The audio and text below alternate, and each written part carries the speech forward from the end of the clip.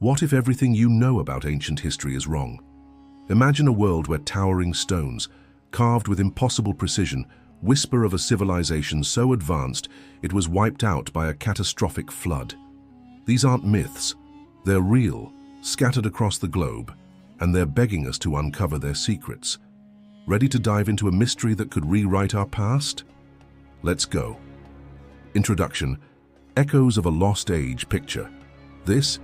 You're standing before a stone so massive it could crush a house, carved and placed with a precision that defies logic.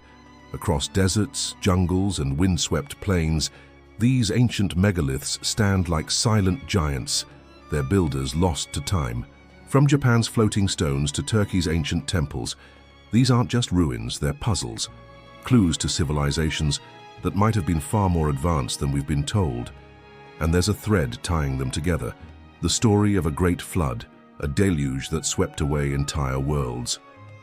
From the Bible's Noah to Mesopotamia's Gilgamesh, from Aboriginal Australia to ancient China, every culture tells of a cataclysmic flood that changed everything.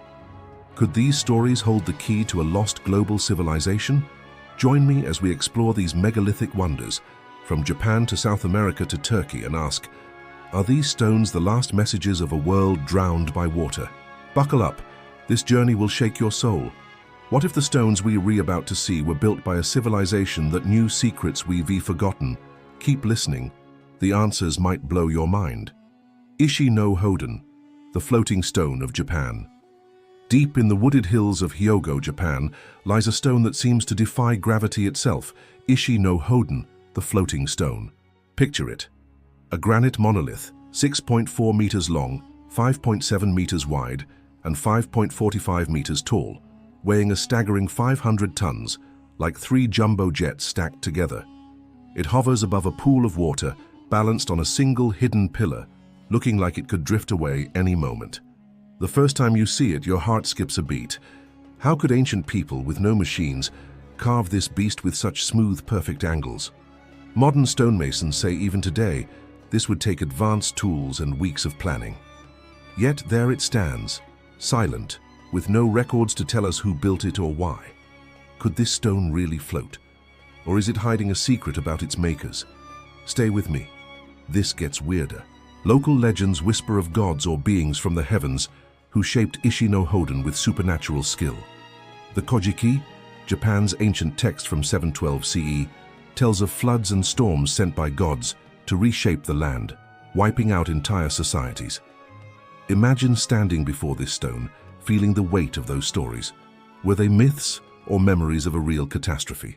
No tools, no debris, no clues, just a perfect massive stone.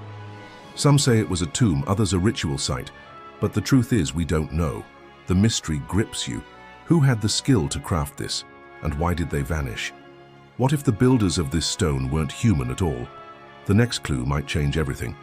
Archaeologists puzzle over the lack of evidence. No ancient texts mention Ishi no Hoden.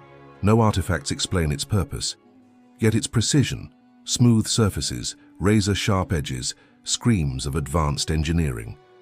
Could it be a relic of a culture lost to a flood, like the ones in Japan's myths? The idea isn't as wild as it sounds. Around 12,000 to 8,000 BCE, as the Ice Age ended, sea levels rose 120 meters, swallowing coastal lands. Japan, an island nation, would have felt the brunt.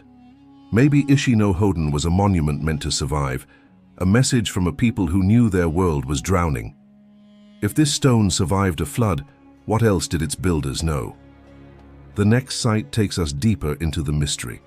Masuda no Iwafune, the rock ship of Asuka. Not far away in Nara's Asuka region, another enigma waits.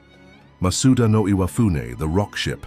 This granite giant, 11 meters long, 8 meters wide, and 5 meters tall, looks like a boat carved from stone, sitting alone in the countryside. Its surface is etched with strange grooves and rectangular cuts, like it was meant to hold something massive.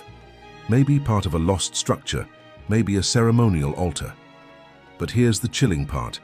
No stone chips, no debris, nothing to show how it was carved. Did someone haul this 800-ton beast here after shaping it? With what technology? A stone ship with no trace of how it was made? What were these ancient builders hiding? Keep listening, the clues are stacking up.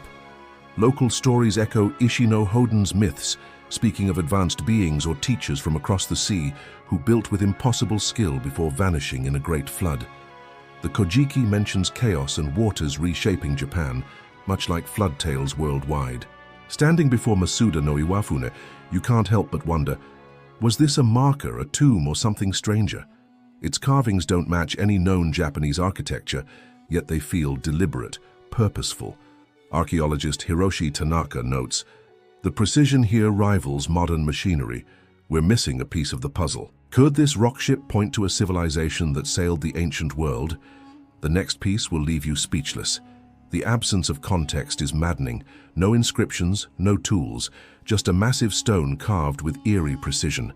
Some researchers, like Graham Hancock, suggest these sites hint at a global culture with advanced knowledge, lost to rising seas.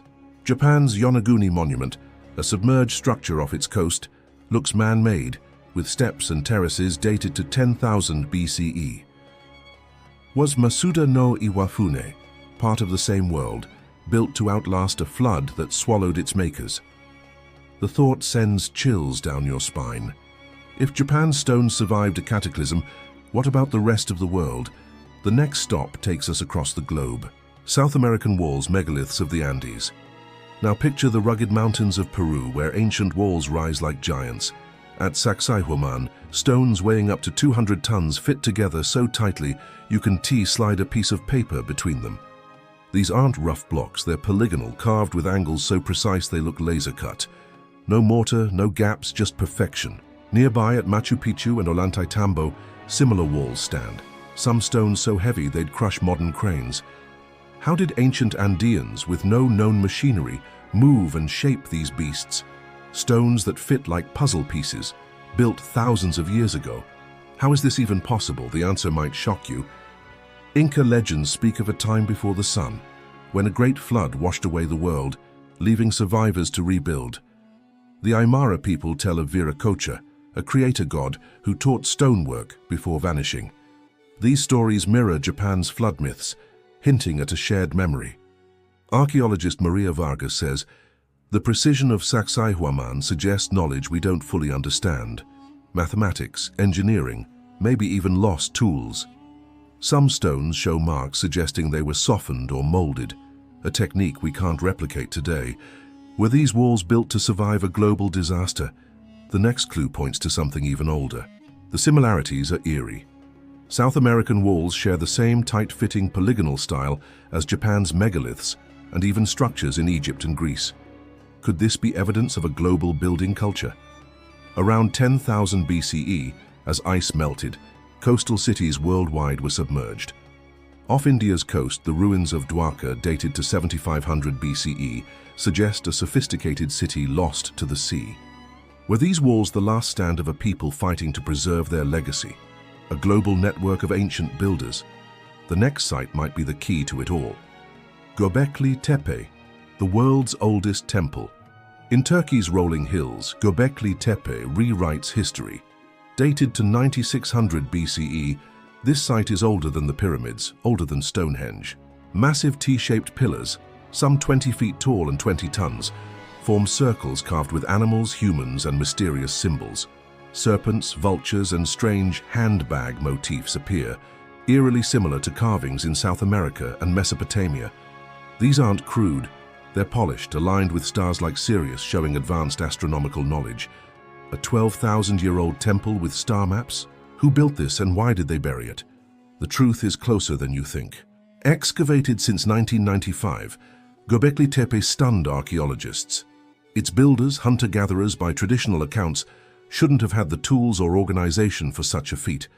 Yet the site spans acres, with nearby Karahan Tepe revealing similar pillars. Local legends speak of wise ancestors who vanished after a great calamity. The Epic of Gilgamesh from nearby Mesopotamia tells of a flood sent by gods to destroy humanity. Could Göbekli Tepe be a sanctuary built to survive such a disaster, deliberately buried to preserve it? Buried on purpose to outlast a flood? The next piece connects the dots across continents. The site's carvings, serpents, birds, and those odd handbags, appear in distant cultures, from Mexico's Olmec statues to Easter Island's Moai. Klaus Schmidt, Göbekli's lead excavator, said, "This site suggests a level of social complexity we didn't think possible." Its abandonment around 8000 BCE aligns with rising sea levels, which flooded the Black Sea and Persian Gulf. Were these pillars a message, a warning from a people who knew their world was ending? Symbols that span the globe, could they point to a lost civilization? The final piece will leave you questioning everything. The Great Flood, a global catastrophe. Now let's pull it all together.